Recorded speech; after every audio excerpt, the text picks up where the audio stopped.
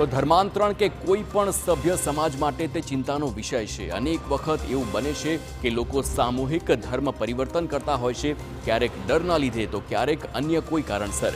ગુજરાતમાં સૌથી વધુ ધર્માંતરણ થતા જિલ્લાઓમાં એક જિલ્લો છે ડાંગ। આજે ડાંગમાં 40% વસ્તી ખ્રિસ્તી ધર્મની છે, ત્યારે જિલ્લામાં સનાતન ધર્મનો ફેલાવ હંમેશા રહે તે માટે હનુમાનજીના મંદિરનો એક સહારો લેવામાં આવ્યો છે। તો છેલ્લા 20 વર્ષથી ડાંગ જિલ્લામાં ધર્મ પરિવર્તનના કિસ્સા સામે આવી રહ્યા છે। સતત અહીં લોકોની સમસ્યા હલ કરીને અલગ અલગ ધર્મો દ્વારા આદિવાસી સમાજને પોતાના ધર્મમાં સામેલ કરવામાં આવ્યા છે, અને એ જ કારણ છે કે આજે ડાંગની કુલ વસ્તીના 40% વસ્તી ખ્રિસ્તી ધર્મને અનુસરે છે। જો કે આ સ્થિતિને ઓછી કરવા માટે પણ કે પછી જે લોકો આદિવાસી છે તેઓ ભવિષ્યમાં ધર્મ ન છોડે તેની મુહિમ ઉપાડવામાં આવી છે, અને એટલે જ ધર્માંતરણ સામે બજરંગ બલીનું મંદિર બનાવવામાં આવ્યું છે। તો હવે આપને સવાલ એ થશે કે અમે શું કરી રહ્યા છે, તો આપને જણાવી દઈએ કે ગુજરાતના આદિવાસી ડાંગ જિલ્લામાં 311 ગામોમાં હનુમાનજી મંદિર બનાવવાનો સંકલ્પ સુરતના જાણીતા ઉદ્યોગપતિ ગોવિંદ ધોળકિયાએ ઉઠાવ્યો છે। આ મુહિમ તેઓ દ્વારા હનુમાન યાગ નામ આપવામાં આવ્યું છે। 311 પૈકીના 87 મંદિરો તૈયાર થઈ ગયા છે, અને બાકીના આવનારા 2 વર્ષમાં પૂર્ણ થવાની તૈયારીમાં છે। સવાલ એ છે કે આખરે મંદિર બનાવવાનો વિચાર તેમને કેવી રીતે આવ્યો છે। 30 વર્ષથી ડાંગ આહવામાં મેડિકલ કેમ્પ કરવા દર વર્ષે આવીએ છીએ। તો 2017માં અહીંયા કેમ્પ લઈને આવ્યા ત્યારે હું ને પીપી સ્વામી એક ગાડીમાં જઈ રહ્યા હતા। એક ગામના પાદરમાં હનુમાનજી મહારાજની મૂર્તિ એક ઝાડને થળીએ પડી ગઈ। તો મેં સ્વામીજીને કીધું, સ્વામીજી આપણા ભગવાન આમ કાંઈ આકાશ કોઈ ઘર વગરના બેહી રહે, આપણે ઘરમાં રહી કેટલી વાત યોગ્ય। તો સ્વામીજી કે કોણ કરે આવું, તો બહુ બધું કરવાની જરૂર છે, મારાથી બોલી જવાનું, આપણે કરીએ।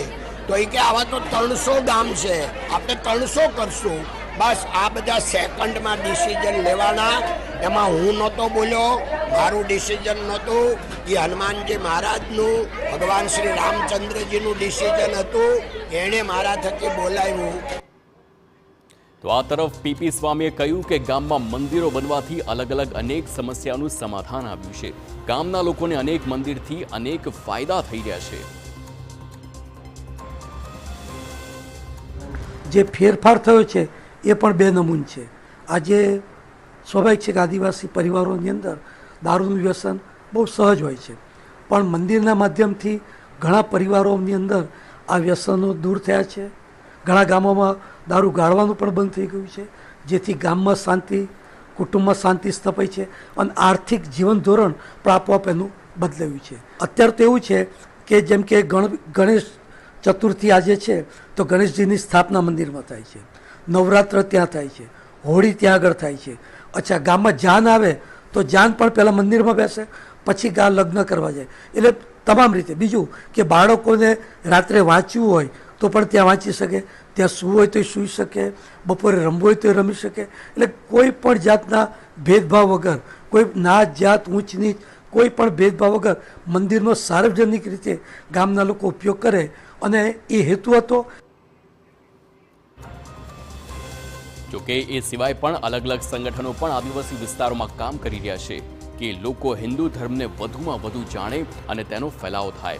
આદિવાસી વિસ્તારમાં ખાસ કરીને ધર્માંતરણને રોકવા માટે પણ પગલાં લેવામાં આવે છે। મારું સંગઠન તાપીથી વાપી આદિવાસી વિસ્તારોની અંદર ધર્મ જાગૃતિ અભિયાન 7 વર્ષથી કરી રહ્યું છે। એને અંતર્ગત અમે દર વર્ષે ગણપતિ ઉત્સવમાં ગામડે ગામડે ગણપતિ મૂર્તિ નિઃશુલ્ક અમે આપીએ। એને લીધે લોકોનું ધર્મ પ્રતિ જાગૃત થાય અને ઘર વાપસી થાય। બીજું અમે સમૂહ લગ્ન બી કરી આવીએ, રોજગારની વ્યવસ્થા બી કરીએ, અને અમે કમસે કમ મોટા પ્રોગ્રામ કર્યા ડાંગ વિસ્તારની અંદર। ડાંગ વિસ્તારના 3 પ્રોગ્રામમાં 1200 પરિવારની શુદ્ધિ કરી છે, અને તાપી વિસ્તારના અંદર ગયા વર્ષે જ અમે 400 પરિવારની ઘર વાપસી કરી છે। તો ડાંગ જિલ્લામાં જ્યારે ધર્માંતરણના કેસ છાશવારે બનતા હોય છે, ત્યારે આપને જણાવી દઈએ કે જિલ્લાનું કુલ ક્ષેત્રફળ 1766 ચોરસ મીટર છે। જિલ્લામાં કુલ 3 તાલુકા છે, જેમાં 311 ગામ છે। જિલ્લાની વસ્તી અંદાજે 2,75,000 છે। તો જિલ્લાનો સાક્ષરતા દર 75.16%ની આસપાસ છે. આ સ્થિતિમાં જો 40% આદિવાસીઓ ખ્રિસ્તી ધર્મ અંગીકાર કર્યો હોય તો લગભગ 1,10,000થી પણ વધુ જનસંખ્યા તે ચિંતાનો વિષય છે.